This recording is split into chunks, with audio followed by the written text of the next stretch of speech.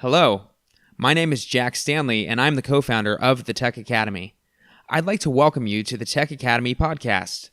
The Tech Academy operates a 15-week software developer bootcamp. You can find out more at our website, learncodinganywhere.com. This week on the Tech Academy podcast. This week on This week on the Tech Academy This week on the Tech Academy podcast, we have with us Erik Gross, who is the president and co-founder. Of course, he's usually our host here, but we're actually switching things up just a bit today. I am Brett Caudle, the CEO of the Tech Academy, so I think we're going to have a bit of fun here with our host. Enjoy.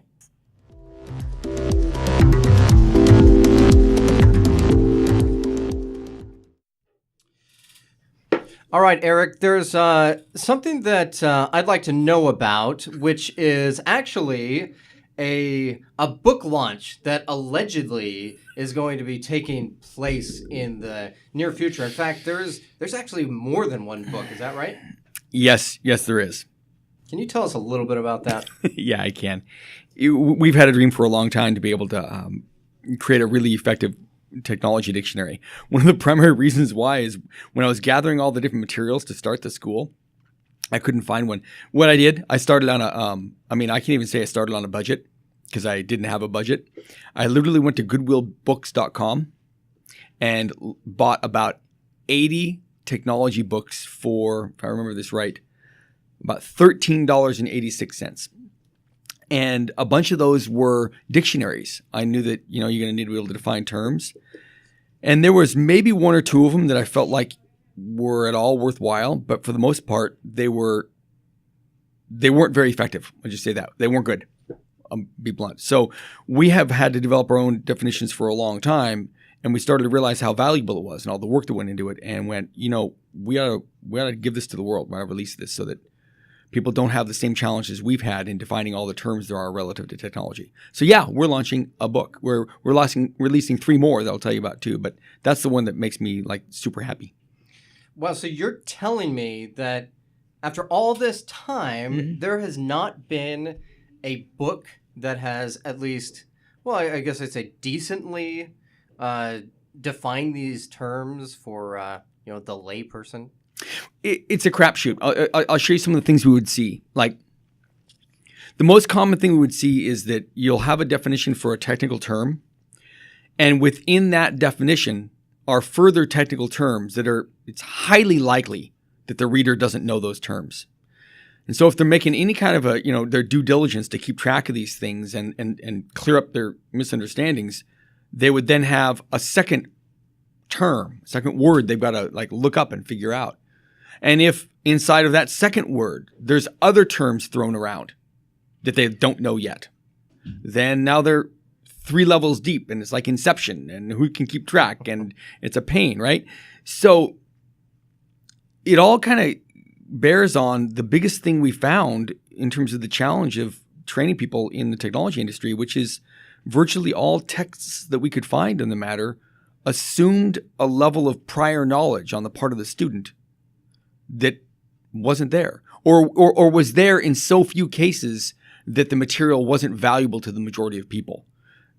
It's almost like you had to know technology to read and learn technology, which I particularly don't find workable and frankly bothers me. Yeah, that makes sense. There are 3 other books to accompany that one. Is that correct as well? Yeah, you can say they're accompanying them. It's not like they're 100% connected. We just happen to be releasing all of them at once. We also have learned a fair bit about introducing people to the subject of technology. So we have 3 coding books that we're releasing.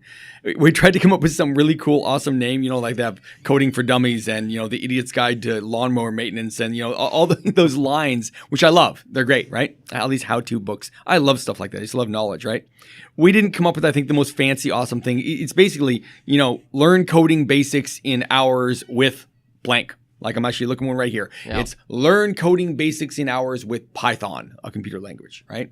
And we have learn coding basics in hours with JavaScript, another computer language. And finally, learn coding basics in hours with Small Basic, which is a computer language and a cool little program, a computer program from Microsoft that kind of facilitates learning to code. So each one of these is coming out its own standalone book. And what it represents is, for someone who's not familiar with the subject at all, a way to actually learn the fundamental terms of the area of computers and programming, learn what elements are common to any computer program, and get practical experience in building programs using those fundamental elements with whatever technology the book goes over. So whether it's Python, you're writing your computer programs in Python. If it's a JavaScript one, you write them in JavaScript. But you get the same thing out of each one, which is you're introduced to the fundamental concepts of computers and programming with whatever language we happen to write the book in. Okay, great. So bringing things over to the Tech Academy itself, did you originally think that things would pan out the way that they have, or that things would be as successful as they've come to be? Well, I mean, I really hoped that it would do well. I was sitting down at my kitchen table drawing all this thing out one afternoon, like August. My wife is out of town. I've got, the kids aren't in the house. I've got some quiet time, and I've got the bunch of papers scattered all over the kitchen table, and it started to take shape. But no, to answer your question, I'll give you what it looked like originally, right?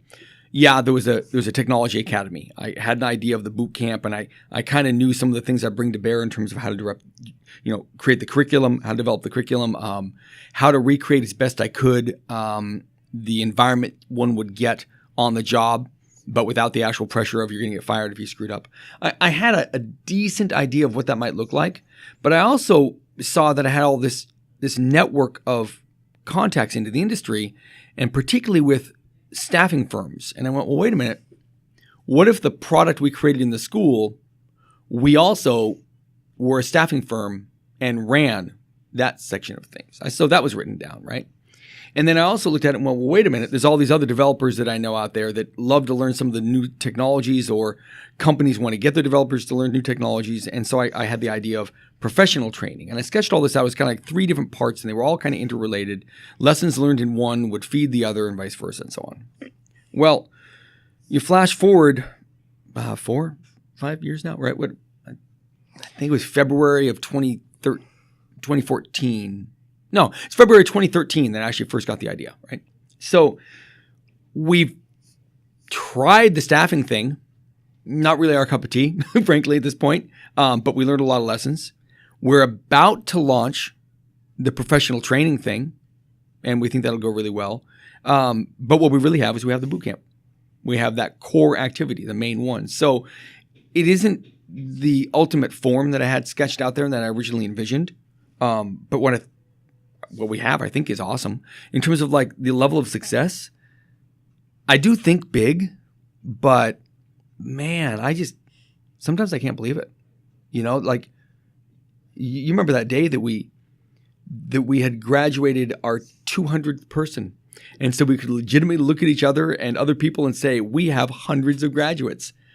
Like, Come on, that's amazing. I remember struggling to get one person to answer my Craigslist ad about this boot camp that didn't even really exist yet, except in my mind. And I knew I could work something out if I signed someone up. And then you flash forward and yeah. Well, what's the ambition now? Because obviously you said that you were thinking big, mm-hmm. but how big would you like this to get to? Well, I don't know. I'm not really going to hold back on it. I really do think big, and I really want what we do in terms of breaking down the barriers between technology and general people of Earth. I want that to reach all the people of Earth. For example, the beginning part of our curriculum, which is the technology basics course, right? It really does remove all the mystery about technology and computers and these magical mystery boxes that we all carry around in our pocket pretending it's a phone or whatever, right? It breaks down all the confusion and mystery so that someone has a really, really firm foundation to proceed with the rest of the course. Yeah. Well, even if you're not going to do the boot camp, who doesn't use technology, who isn't impacted by technology now. And you could ask 100 people and you'll find at least 100 different misunderstood terms and concepts and what's the web and what's the internet and are they different? Are they the same? And why does it say HTTP blah, blah, blah at the top of this program I'm using? And is the internet all on my laptop? And do computers think? And all these, there's lots of questions surrounding this. And, is Skynet going to activate and suddenly, Terminator's going to come down from the sky and attack everywhere? Like, there are varying levels of understanding about technology and computers. And my viewpoint is that if we can break the barriers down and help people understand technology really, really well, they're just going to live better lives. And if along the way our company becomes a really valuable provider of training and knowledge and we do really well successfully financially, that's awesome. It's happening because we help people. So like what's the vision? The vision is that the core parts of the beginning of our program, the technology basics material, are in use by all the peoples of Earth. It is the de facto way one would educate someone about technology. And before you would do any sort of study about computer systems and different computer languages, that you would have this data under your belt. That's how big we think. One question that I'm sure everyone wants to hear me ask is, obviously, what's your favorite color? I mean, purple. Purple, and has been since I was about 7 years old. Okay. My favorite number is 44. Okay. Not 42, as most fans of Douglas Adams materials would want it to be. I'm sorry, it's 44. What are you going to do? I don't think anyone really cares about your favorite number. Wow. But wow. The color, I know people have been asking about, so thank you. Oh, yeah. I'm sure my adoring fans, all one of them, and that would be my wife, I've definitely asked what my favorite color is. I'm sure that's what's happened. Good. I'm glad it's purple. But, okay, so you obviously spend a lot of time working. So my question is, what would you say is your key to success, or possibly it could be multiple keys, but what would you say is your key to success? I'm willing to see other people's viewpoints. I'm just a willing person, like in life. I'm usually willing to look at something, willing to do, willing to act, willing to help, right? I don't default to unwilling, skeptical, pushback, that sort of thing. I usually default to willing, but specifically, I am often enough that it's helped me a lot, willing to look at what the other person's point of view and whether that means I'm writing material and I'm looking at the point of view of someone completely new to the subject, or I'm writing an article we're going to put out on a blog and I'm looking at the viewpoint of the technical audience that will receive it, or I'm talking to my wife about, our plans for going out of town. I'm willing to see her point of view about things.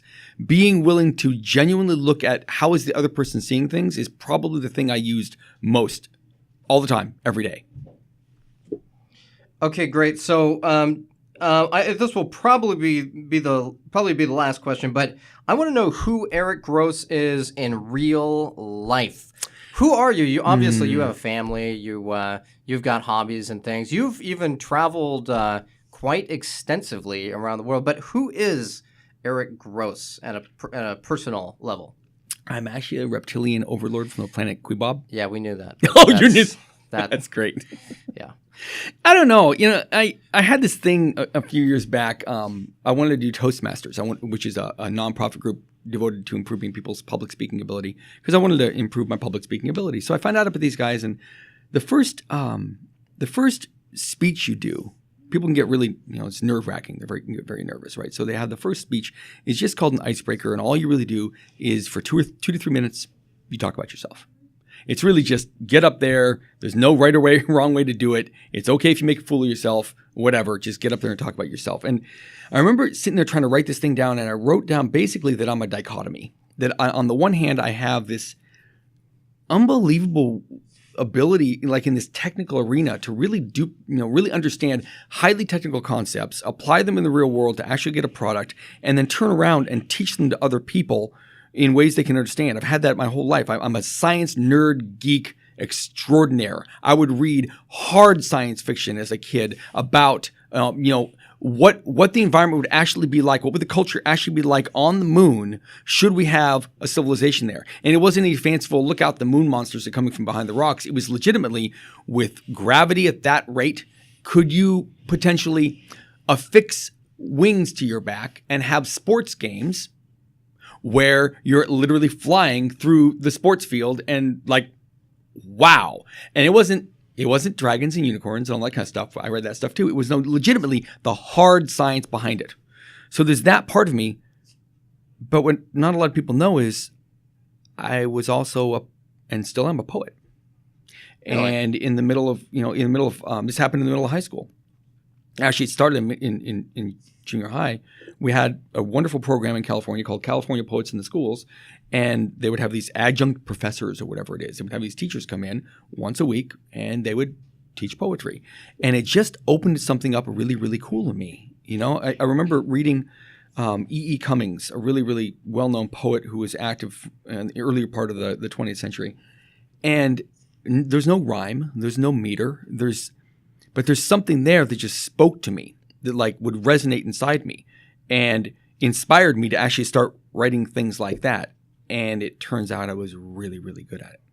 One of the moments on my early childhood that I'm proudest of is that we're in high school and they had these inaugural awards sponsored by a bunch of local businesses and by the I guess a school system, whatever, called the Redwood Writing Awards, because I grew up in the Redwood Forest in Northern California, right? And we were all pretty excited about this. I was lucky enough to be surrounded by a group in my my graduating class of really, really, really bright people. I mean, they've gone on to do amazing things in politics and entertainment. One of my closest friends from high school is a screenwriter. I may have mentioned that. He wrote like Thor and X-Men First Class and a bunch of stuff. So I'm surrounded by really, really bright people. And so we're all super excited about this. There's these different categories for short story and essay and fiction and poetry and everything. And my best friend in high school was a really good poet. I knew he was going to win. I knew he was going to win, but I submitted a poem. And the poem was something that was about 17 lines long is all. It wasn't very long. And it was about my sister, who was in a very, very bad way at the time. She was 14, going on 21, and not doing well. And I remember actually writing it in class and then standing up and reading it, which is something you would do occasionally if you wanted to. And I read it, and I sit down at my desk, and about 20 seconds later, I'm bawling. Just absolutely bawling. And thankfully, I mean, you can picture high school, right? I'm surrounded by people that are my friends and they loved me. Yeah. Whatever it was that came out in this thing really needed to be communicated and really helped me to get out on paper. And it was a beautiful poem.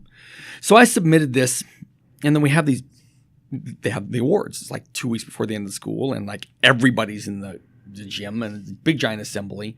And they start going through these categories, And first of all, I love the fact that I'm going to a school where they'll give writing awards, not who got the most touchdowns or this or whatever. And there's nothing wrong with sports, right? Yep. And the story of my sports career, which lasted all of one wrestling match, is a different story, right? But I loved this. I'm like, this is wonderful. But yeah, when they get to the poetry thing, and my best friend Tristan wins, I'm not going to pretend I wasn't disappointed. Sucked. And then we go through, and they get to the end of the thing, and they say, okay, now there's a grand overall prize. And I won. Wow. My little 17-line long poem about my sister and what she was going through apparently impinged enough in the hearts of the judges that they did that, So those are those two sides of me. There's like, how much I love this nerdy stuff. Like, you get me talking about number systems and binary and how does the CPU work, and oh my God, look what you can do with this dictionary inside a computer program. Like, really, Eric? Could you be more of a nerd, right? But then you flip that around, and I find no greater joy than when you can just across the table from someone, just with communication alone, like reach inside their heart and have them find something that is just, it's been ruining them and they can't solve it. And just because of the love and care factor you have for them, and getting them willing to look at something that's bothering them or holding them back, they change in front of your eyes. There's just nothing like that. So that's kind of like in a nutshell who Erik is. This big giant nerd that tells lots of jokes that people don't understand, and it's probably never going to change. And a guy who I just love people. I just love people. And whether it's through my teaching here or art or whatever it is, if I can reach inside and just imbue people with some sort of hope and knowledge that they can survive and they're important and they're valid, then I'm a happy camper. Well, Erik, I appreciate the information. That's quite a bit of information that I didn't know about you either. So, but yeah, both the technical side as well as the personal side, we appreciate your time. And we're going to be happy when you're back hosting this thing yourself as well. And look forward to those that participate in our podcast. Thanks again. Absolutely. Thank you. Good. Good.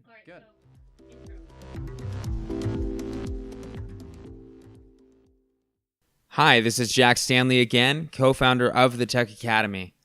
I'd like to leave you with a suggestion. We call this Jack's Random Tips. Today's tip is, some computer programmers tend to talk down to others. Now, whether that is because they're completely unaware of it or due to some superiority complex, it happens.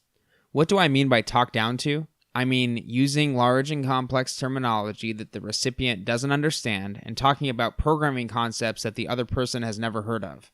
I mean taking the esoteric knowledge one has as a developer to make others feel inferior. Listen, most people are an expert in something. I myself am a professional musician. Someone who's never played an instrument before would look terrible in comparison, and I could easily confuse them with concepts and put them to sleep with terminology if that was my intention. Here's my point. It isn't impressive to make others feel stupid. It takes true talent and skill to explain highly complicated terms and concepts to others in a way they can understand. Patience and the ability to teach are valuable characteristics.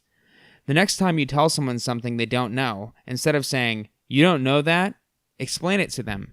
After all, I'm sure there are topics, subjects, industries, etc. you aren't well versed in. How would you like to be treated? Just because someone doesn't know something about coding, technology, or computers doesn't mean they're stupid. Just like you aren't stupid if you don't know Mandarin. I honestly feel that the pretentious attitude of some programmers is one of the main buffers preventing some people from entering this industry.